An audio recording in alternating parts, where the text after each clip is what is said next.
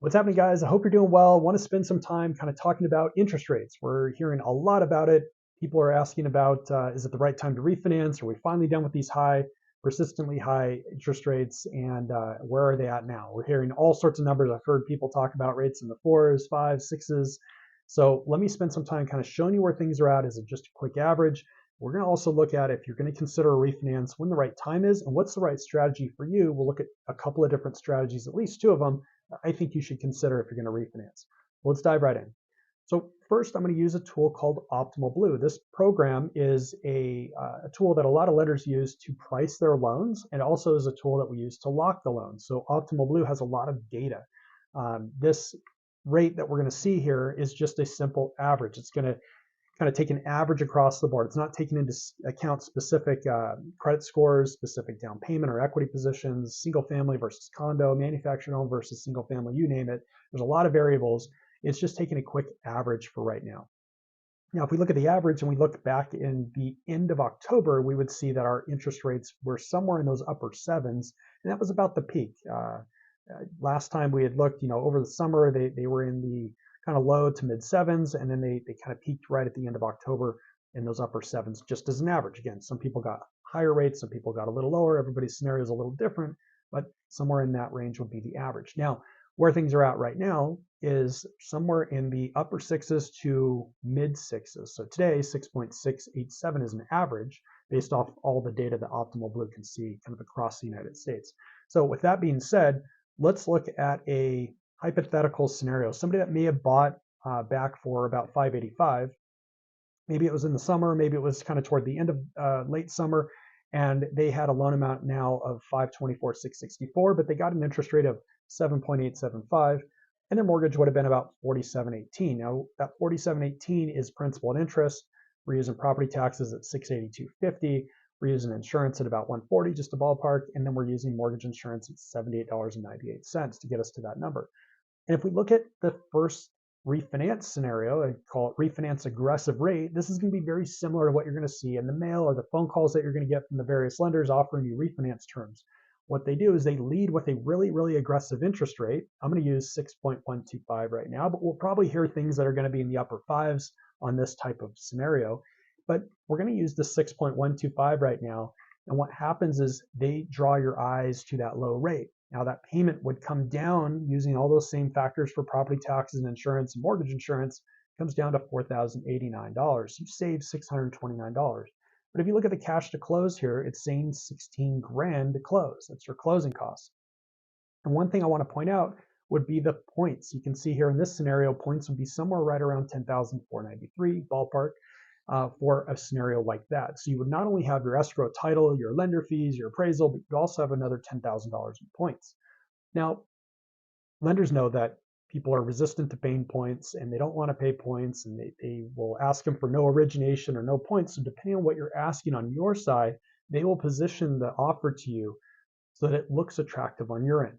What happens is you'll say, I want to refinance, I don't want to pay any points. They go, great, we don't have any points, we'll send this out, and you're going to have a really big origination fee. They just basically took all the points, stuck it onto the refinance side under origination. Or you might say, I don't want to have any origination cost, and you'll have a zero line item for origination, but you're going to have these really heavy points. So I want you to watch for that as you start to kind of hear these great offers.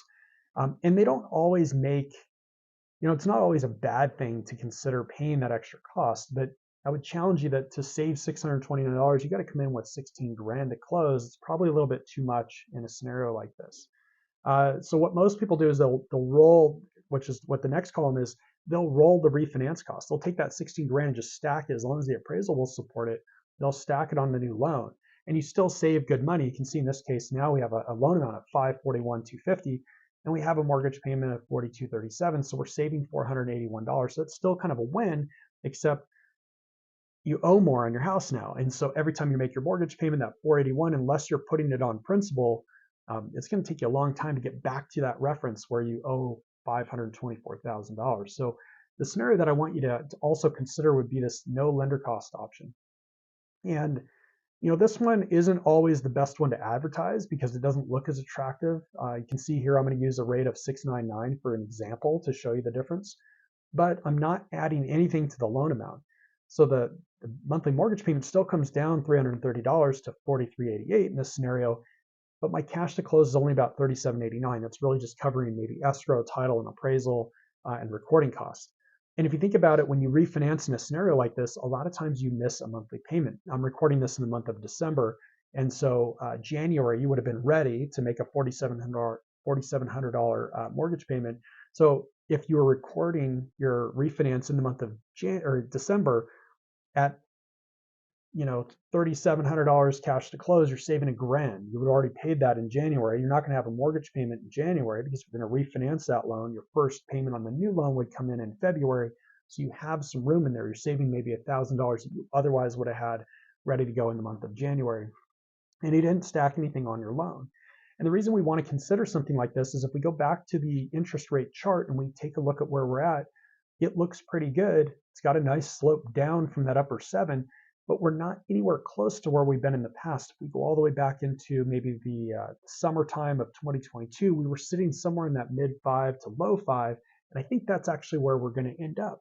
So if you use a scenario here where you're not stacking a lot onto your loan amount, and it's not costing you a whole bunch of money to close, you're maybe spending a mortgage payment or less to get the refinance done, then you can actually take advantage each and every single time interest rates get lower.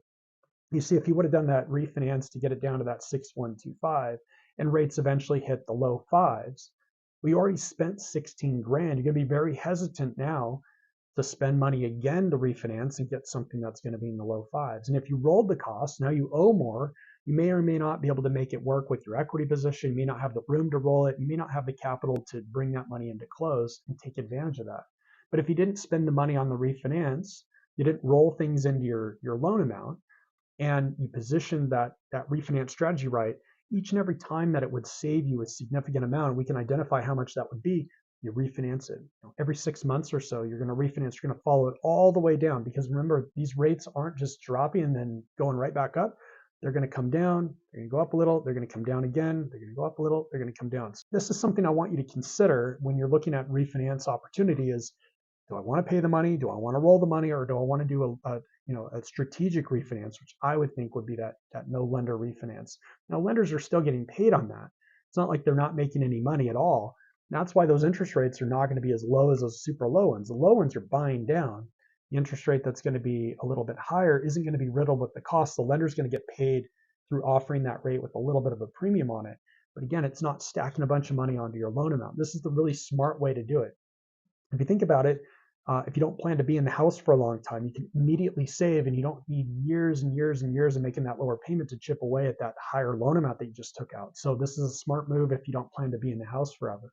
It's also a smart move if you're in need of $330 a month in this scenario. Maybe that money could now go to chipping away instead of going back to the mortgage. You keep making that lower monthly payment and free up that extra cash to go toward maybe some of the credit card debt that you incurred, or go toward your car payment. And if you don't have any of those, you just simply keep making that 4718 payment that you were used to, and that extra money now is shifted from the interest side, which is where it would be at right now, and it's stacking that extra money on the principal. It's going to pay that loan off a little bit faster. So something to consider on your side.